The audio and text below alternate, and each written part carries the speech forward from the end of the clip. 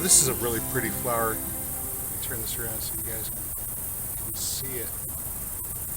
Hopefully without breaking it. They have a tendency to be delicate too.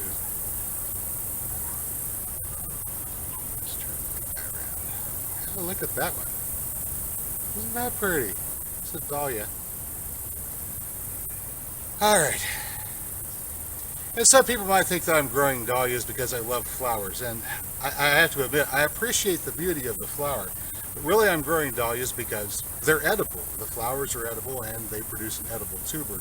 And I like to try out different things for food items just to see if they're going to grow here and if they're going to grow well here. Dahlias maybe not the best choice for soil with a lot of clay in it, maybe better in sandy soils. And we do have areas that are sandy that these will probably do well in. Next to that down here, I'm sorry, you probably can't see it at this camera angle, we have some mint root. It's also called crones or Chinese artichokes. It's not an artichoke at all. It's a member of the mint family, a lamium, and it produces an edible tuber that's probably about the size of my pinky. But it produces apparently a lot of them, so we'll see how they work out. I want to find out if they're subject to pest pressure like rats and gophers and things like that. There are some things that are tuberous that are edible for humans that the rodents don't really like so much. They tried Jerusalem artichokes and then left off of them immediately afterwards. So they tasted them. I was worried that they were going to destroy them all, but it turns out they didn't really like them all that much. Probably gave them gas. So Jerusalem artichokes may be something that we can get away with growing. For the most part, they didn't seem to like canna root, but last year I noticed that there was at least one that had been severely gnawed on by something. So it varies. There are things that they like to eat, there are things that they don't like to eat. These raised beds where I'm sitting were made specifically to keep the rodents out of root crops that I wanted to grow. And I went to all the extra trouble and spent the money for that because I do intend to actually sell some of what grows out of these raised beds. And it's time for me to make another bed. And I figured now's a good time to talk about the difference between love and money. Honey, will you take out the trash, please? Okay. Now I love my wife, so I don't mind taking out the trash when she asks me to. But I wouldn't really go out of my way to look for a job where taking out the trash was something that I did on a regular basis. It's not a chore that I enjoy. Here in the front yard garden, I've got plenty of sweet potatoes and peanuts and radishes and things like that growing, root vegetables that gophers would love to eat, and they do eat some of them.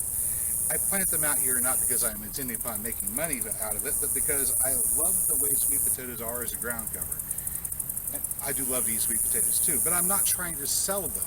So I'm not going to invest a lot of money into protecting them whenever really they're doing a great job just growing here and being here. Not so very long ago, I did a series of videos called Can I Plant That?, where we covered planting things that you get from the grocery store. In the case of an emergency, you didn't have good quality seed that you could plant, you could always get away with planting things from the grocery store. This is garlic that came from the grocery store originally. It's been growing in the garden for a couple of generations, and this is a typical grocery store garlic. I believe it's a California softneck, and it survives well enough to be planted in the ground the next season. But it's not a really great storage garlic, so we wanted to change up. And we got this. This is silver white softneck garlic, and it is one of the best storage garlics out there.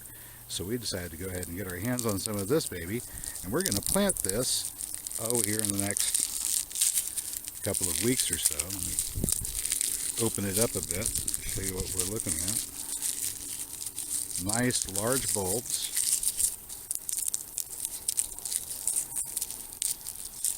Beautiful large cloves.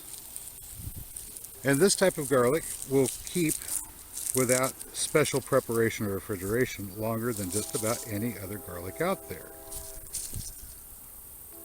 So if you're a homesteader or a prepper or just appreciate good homegrown garlic, you might consider getting silver white garlic from Green Country Agroforestry. Just a thought. And although I do love garlic, I don't think ordinarily I would go to so much trouble just to be able to grow a little bit of garlic and not share it with the gophers.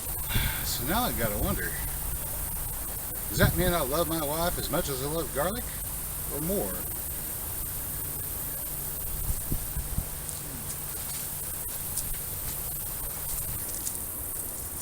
Back when I was setting this garden up several years ago, I spread a large amount of wood chips all over the surface of the garden, including the area that we're getting ready to excavate right back here. So today we're harvesting the fertility that we started banking a few years ago, and we're going to incorporate that into these raised beds. Now, I don't know how much good topsoil I've got here, so I'm going to take some shallow cuts with the shovel. I'm just sort of work my way back and see what we got. So far I'm turning out nice dark stuff. Yeah.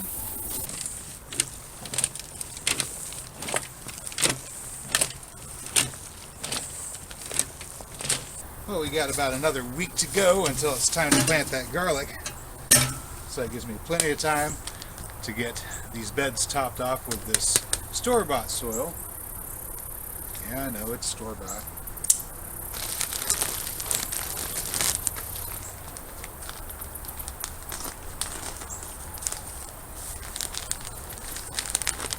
But it lets me get past the seed germination phase of an early bed fill.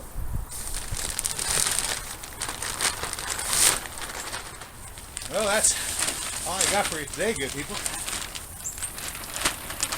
I found the video informative, entertaining, a little bit of both. In which case, well, you know what to do. I'll catch you next time. Until then, get out there, get growing.